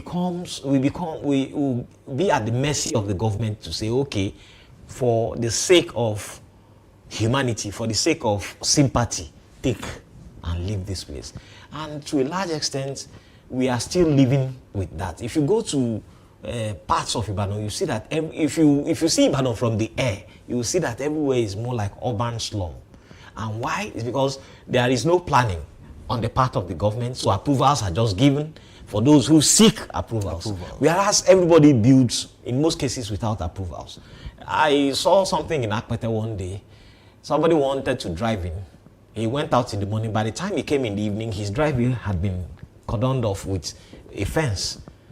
And the man said, I was expecting this man to do his fence through the other side. And he never did. I said, okay, is this not an approved road? He said, who approved him?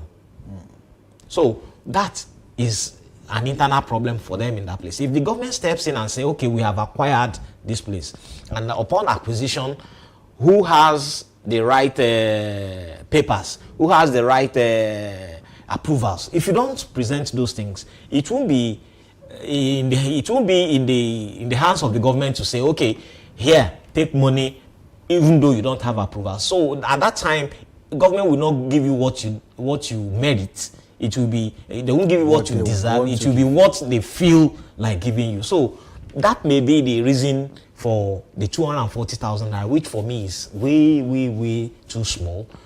But again, at the risk of sounding like a government representative, the government itself should also call and complain on how much space they want to take for that road. Because one of the things I learned is that the corridors, by the corridor of that road, the extension of the pillars,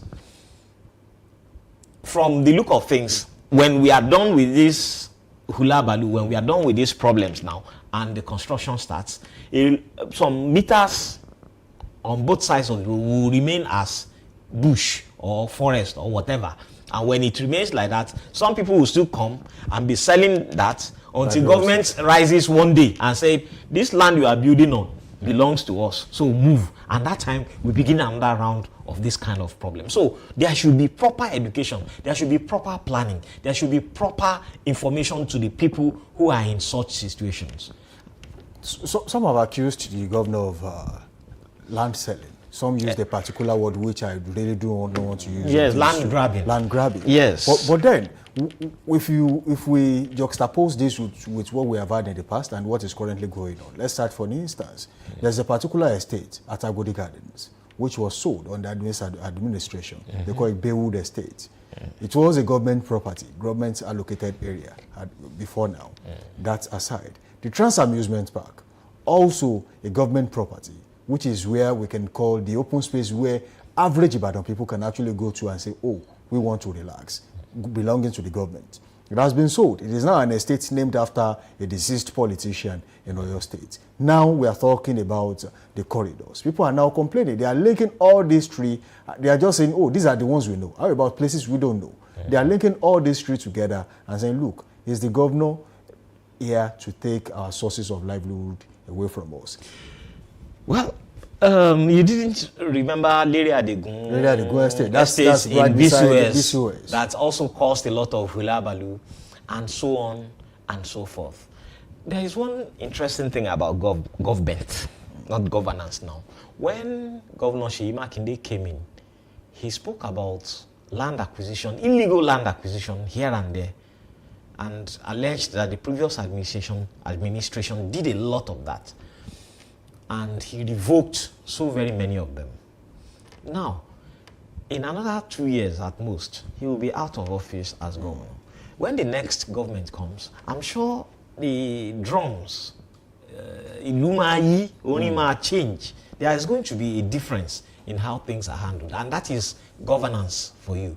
And that is government for you. So when the next government comes, governance is going to change. And then if all these lands, the Lere Adegun, the Trans Amusement Park, the Agodi Gardens, that's Baywood, and the whole lot of the other. There's one at Yagonku, just by the railway on the road. So all those ones, by the time the next administration comes, you begin to hear stories behind some of these things. All I'm trying to say is that if indeed these things are not properly acquired, the agitations should continue. The people who, raise, even you have the right to go to court and say, okay, here is our complaint. But for me, the corridor is way too wide. The number of meters that the government has used as a setback, for me personally, I think it is way too wide. And as things stand today, it is government's prerogative to use land the way it deems fit for the common good of the people and so on and so forth. But if you are going to use that amount of land, then perhaps we should know what you want to do with it and how it's going to be allocated and how it's going to be distributed for the common good of the people. So the agitations, it's only normal, it's natural, it's proper for people to protest. But at the same time, it is proper for the government to explain to the protesters and the protesters that here is what we want to do, and this is why we want to do it. If it doesn't go down well with them, the protesters can go to court. The people affected can go to court. While the government is working on it, in another 2 years, there will be another government who may listen to these people. So that's the way I look at it. It's not, if you grab land, quote and unquote, as some people have been insinuating, the another government will come and say, okay, you didn't take this one properly. Let's go and do the proper things. There is a place in Agodi Gate Market, and so on, a whole lot of places like that. So it's for the government to take its own action. Then it's for the people to also say, no, you have not taken the right steps in this place. So they can go to court, they can do a few other things. But I know that one of the things about it is it's about time. You know, the state government is also in dispute with the federal government over some pieces of land they allocated to Radio Nigeria, right. The Federal Ministry of Information. So all those things are there, and they are going to be, not everything will be resolved by this administration.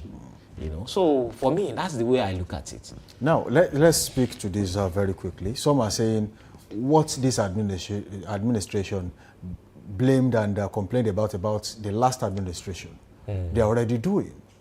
Now, is it safe to say that it was only a campaign gimmick at the time and not necessarily in the interest of the Oyo State people? Well, like I said earlier, government is a continuum. Now we are hearing a lot of things in terms of land acquisition and land grabbing, quote and unquote. By the time campaigns start, we are going to hear more things. Let me add this very quickly. Yes. The Minister of Power, Adebayo Adelabu, yes, was said to have gone there, give them 25 million naira, and promised to return, and most definitely take their matter to the presidency. Okay, very good. So it means that the politics of this land issue has started. And, next year will be 2026, and by 2026 we are looking at 2027 when the administration will wind down. Like I said, when Sheyi Makinde came, one of the things he complained about, and one of the revocations he did, I remember very well, was a piece of land in the GRA, is it in Shaki, somewhere in Okeogun. He said it's a large expanse of land. Somebody else will come, look at the things you yourself have done, and they will say, no, you didn't do this right. You didn't do this correctly. Go back. Government, the House of Assembly is there, the courts are there, and so on. So, if it is politics or not, it will soon unfold. It will soon unfold. All of us will see it. And those who are interested in what really has happened, it is the same Nigerians that are the same people of Oyo State that are in the state government. They are the ones signing the papers. They are the ones making the drawing the making plans. The survey, drawing the plans, drawing the setting the embankments and so on and so forth. They are the same people who will say no, we didn't do this right. We did this out of compulsion. We didn't do this according to the law and so on. So it is the same people. And when the time comes, whoever did not do right or whoever did wrong will be exposed, and then it continues. Okay, very quickly before we go, there is this particular question that popped in a few minutes ago. They say supporters of the project say it will open up Ibadan's economy. They say it reduces congestion and attracts investors. How realistic are these expectations, and at what expense? To a large extent, yes. Honestly, it is, because roads open up communities, road open up states, in fact, road is perhaps one of the most important. I could remember when the Akala Express was constructed I have a personal experience. One of my friends would come to church and he wouldn't want to go home after service. He would be like, he said, I have food in my, let's sit together. So one day I had to ask him, why would you always want to stay back after church? He said, I live somewhere inside Oluyole. And that he feels lonely on Sundays when he goes home and so on. I say, so he said he sometimes gets tired of being home alone. So he wants his friends around and so on. I said, okay. Where is this? He tried to mention the place, Agara or something. He was just trying to describe the place. I couldn't get it.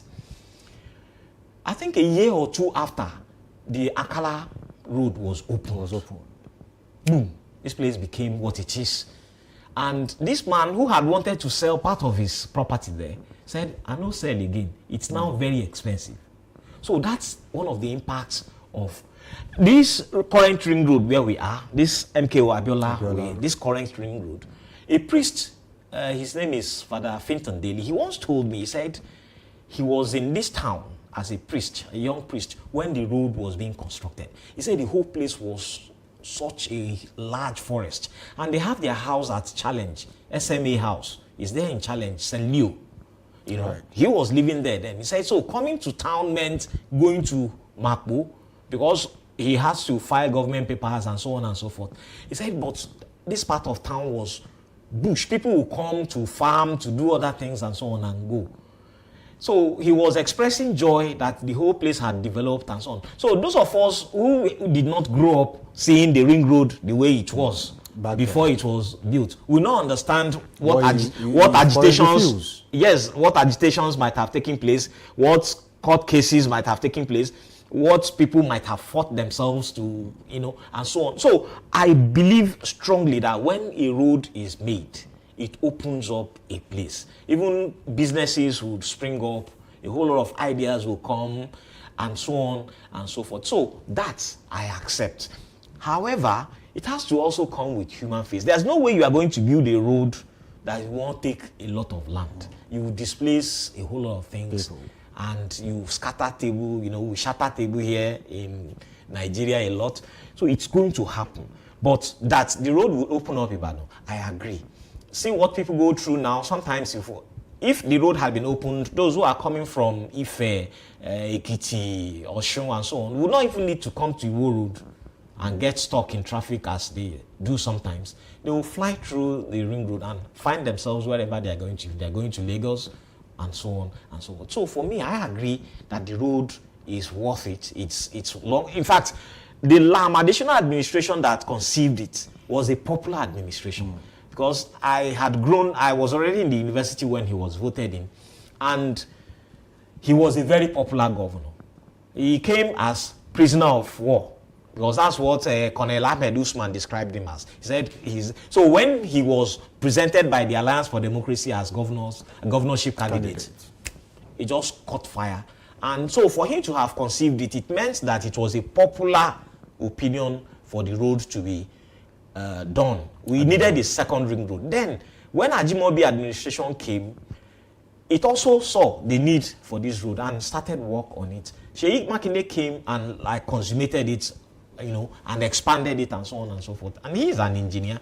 He might have seen some things we didn't see. If you place the map of Oyo State on the table, he will tell you this is how the road has gone, and this is how it's going to affect some of the products that are expected to be coming out of Okeogun area to Lagos and other ports, and perhaps to Ibadan Airport, which is going international, and so on and so forth. So a whole lot of things are, surround this matter beyond the fact that people are displaced.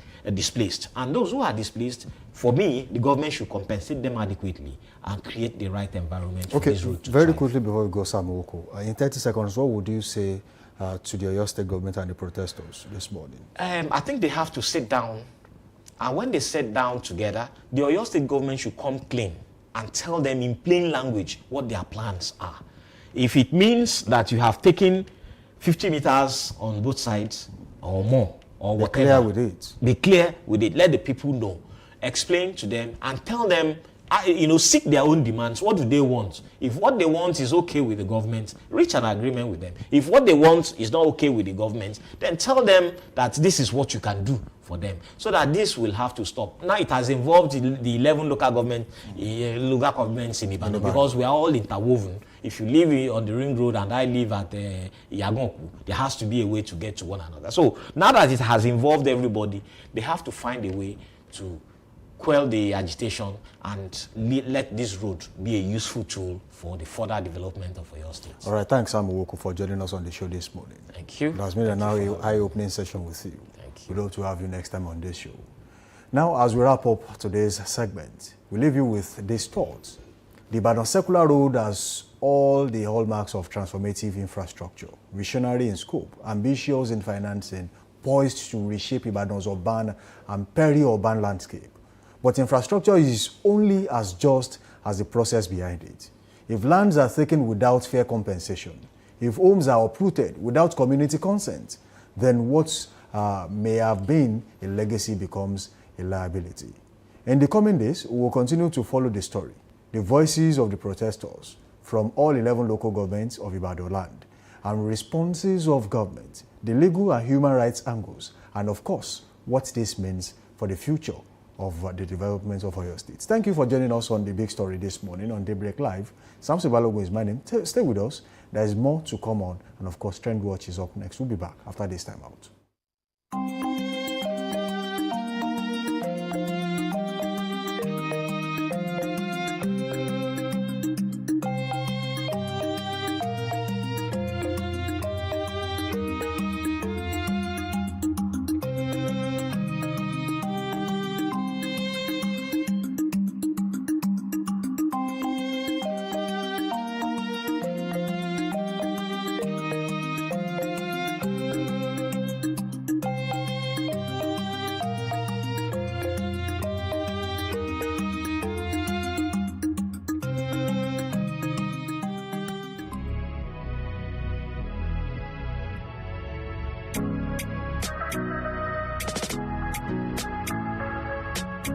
Need a professional space to bring your vision to life? Dominion Television Studios offers state-of-the-art facilities perfect for your next broadcast, commercial, corporate video, or live event.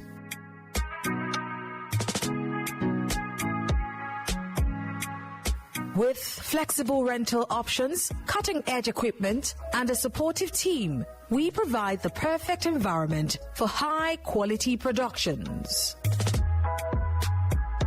Unleash your creativity.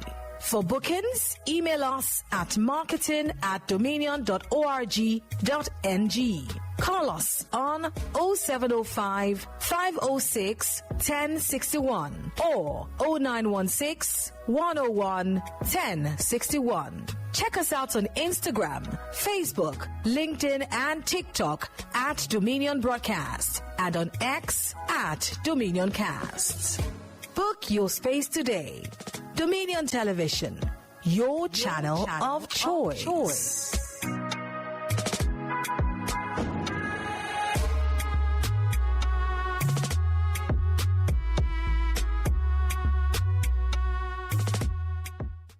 All right, welcome back from that short break. The show is still Daybreak Live right here on Dominion Television, your channel of choice, where inspiration meets entertainment. Now, Aroluapo Ido is back in the studio with me, and we will be discussing Trend Watch this morning. What's trending, what's buzzing, and of course, how sweet are these stories this morning.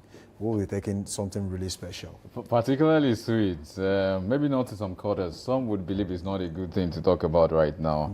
Others have said, okay, it's okay.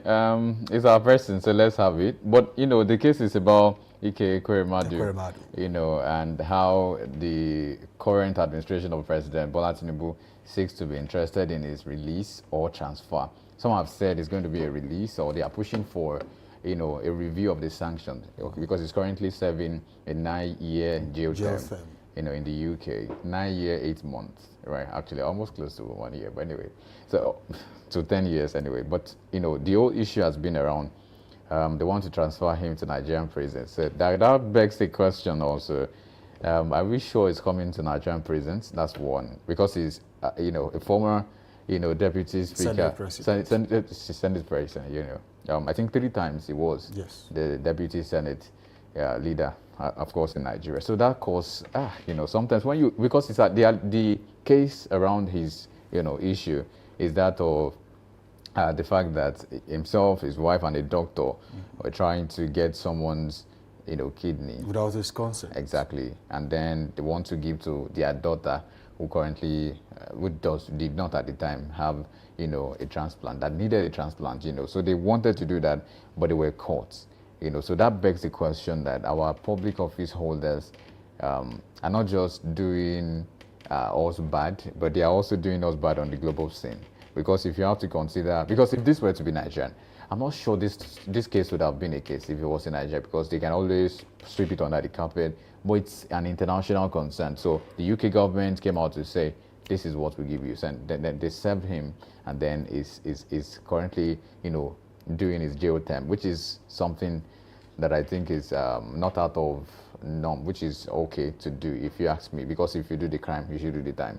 But now the conversation has been around the government, the federal government moving being interested in that case. You know, being interested in the case, like you mentioned, because we've also seen the presidential clemency, the presidential pardon. So some have jokingly said that maybe the president likes releasing people. But, you know, there's also the quarters of people saying that why is it the Ekweremadu? There are a lot of Nigerians suffering in other places as well.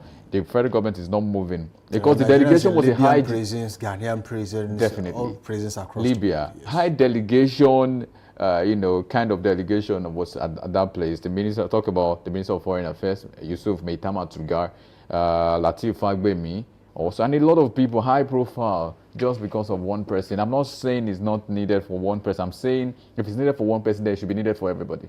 Well, that further says a lot about where this administration is coming from and what they plan to do. We saw the error committed when the list of the pardoned individuals was released, and now the backlash they received from Nigerians, most especially. Unfortunately, they are towing that same path again. I mean, we have too many things to handle in this country than, you know, go and discuss with the UK about Ike Ekweremadu, who definitely did the crime and is currently serving the time. And nobody, I don't think we should, if that was not done to James Ibori, if that was not done to any other person outside the country, I mean, Ike Ekweremadu should be left to face the music by himself. But unfortunately, we are in a setup in a country where, you know, we prioritize the unnecessary. And that we leave the inevitable to rot. And it's really, really a very sad situation. Of all the things we can be discussing right now, when the U.S. government, you know, came out to say, Donald Trump said Nigeria is a disgraced country. Nobody is talking about how do we polish the Nigerian image out there. He has spoken about what they plan to do with Nigeria. There might be an infiltration. They might come in to fight insurgency on our behalf. Nobody is talking about that. They are talking about, see, there are too many things to wonder about this country. And the people are even complaining about the current state of the economy. Yes, food prices are dropping, but is it really getting to the people? Are they making the money to even buy this food in the first place? That's another question. So we have too many things to handle. But all we can now talk about is to set up a delegation of powerful Nigerians to go to the UK when all of them have responsibility. The Minister of Foreign Affairs has a responsibility. Aside from that, he should be at the forefront of this current Donald Trump issue. Because he's the one representing, he's the face of Nigeria out there, aside from the president. The president only attends to things that really matter, that really needs urgent attention. But people saddled with the responsibility of taking care of Nigerian image out there. They are the Minister of Foreign Affairs, the chairman of NIDCOM. These are people who are always out there to polish the Nigerian image. Have you saddled them with the responsibility of getting things done? I don't think so. I've not seen quick fire arrangements from the president. I mean, by now there should be plans about how do we move forward from here. Unfortunately, Nigeria is the only place where their plans are not discussed. They don't care who is what about that. Just like you always say, whose us is God somehow. But the problem I have with this setup is, of all these people, Latif Fagbemi-san also has some issues to handle in Nigeria. We just talk about the judiciary. Exactly, the judiciary. I mean, make sure that the judiciary unbundle the bottlenecks. I mean, remove all the bureaucracy in the judiciary system and make sure that we can automate our judicial arm of government. No lawyer should have to go to court because you want to file a case. You should be able to do that at the comfort of your. I've said this time and time again. It's no rocket science. Even a grade 1 tech student can actually design a platform. The only thing that will be left is the firewall. I mean, you can contract someone to get that done for you and it will be readily available at all courts in the country. You can link all courts together in the country. So when a case is being done in a particular court in Ibadan, you have access to the case file in Abuja. You have access to you don't have to send, mails or just go into the website or the archive and find this document. Unfortunately, we are not in that state yet. And these are things we should be doing. But going to the UK to talk about Ekere Madu, who we all know, I mean, if it's not, UK government will not convict you unless you have done something wrong. And of course, yes, the guy who was taken to the UK with the promise of money to take his kidney, he might have had his own shortcomings too, but unfortunately we are here. He has done the crime. He's doing the time. Let him face businesses, important businesses. The government should be really busy about that. Look at this current situation before you allude to that. In Maiduguri as we speak, ISWAP and Boko Haram, they are fighting on the Nigerian territory. I don't want to consider those places to be ungoverned areas. But then we have government in Nigeria. These places are under a particular local government in the country and they are fighting. So the military will tell us that after they have started, yesterday, I think the death toll rose to about 200 between ISWAP and Boko Haram. But then the Nigerian military, what are they doing? This is the right time for you to go and meet them there and just eradicate all of them, all at the same time. But guess what are we doing? We are finding the story on the pages of the newspaper, but the military, I don't know if they don't have the intel. I do not know. But then we are in a very deadly situation and we should take care of that as soon as possible. I think, like you said too, just in passing, it's quite important that we do this because sometimes you might want to ask a question, what is the